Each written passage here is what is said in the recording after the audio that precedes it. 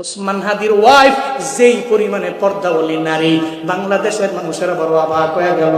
আমি চ্যালেঞ্জ দিয়েছি গতকালকে, ওসমান হাদির ওয়াইফ যেই পরিমাণে পর্দা কর্মী নারী, বাংলাদেশের অনেক বড় বড় বুজুর্গের বউরাও এত পরিমাণে পর্দা করতে পারে না।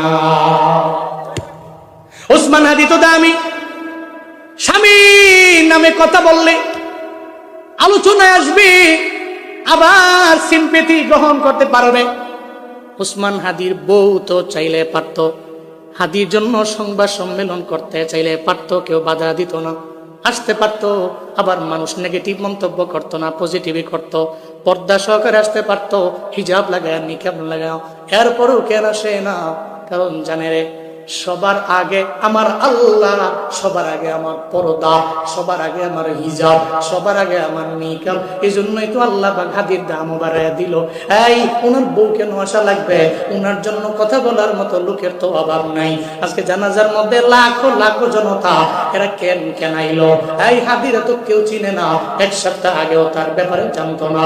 এখন তো মুরব্বীটা ওনার জন্য কান্দে, একটা ছোট্ট বাচ্চাও কান্না করে, একটা মাদ্রাসার হুজুরেও কান্না করে, বড় বড় ওলামায়ে কেরামেরা ওর ব্যাপারে কান্না করে।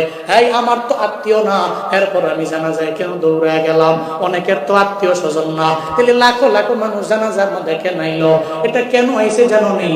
কারণ ঘরের মধ্যে যদি এমন বিবি থাকে যেই বিবি জান্নাতি বিবি, ঘরের মধ্যে এমন মা যদি থাকে যেই মা জান্নাতি মা, এই ঘরের থেকে তো অনেক খারাপ লোক আশা করা যায় না। আবার যদি হাদির মতো এমন সাহসী হয় যারা শাহাদাত কামনা করে, এদের জন্যই তো লাখো লাখো মানুষেরা ভিড় জমায়। আমি আমার জীবনেও আমি এত বড় জানাজা নিজে পড়ি নাই, জানাজার মধ্যে এত লোক আমি দেখি নাই। এত লোকের সমাগম কেন হলো? কারণ জানো নি?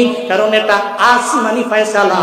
আসমানবাসী যার প্রতি রাজি, মানে ফেরেশতারা যার প্রতি রাজি, আল্লাহ যার প্রতি রাজি, দুনিয়ার সব লোকেরা এর প্রতি রাজি হয়ে যায়।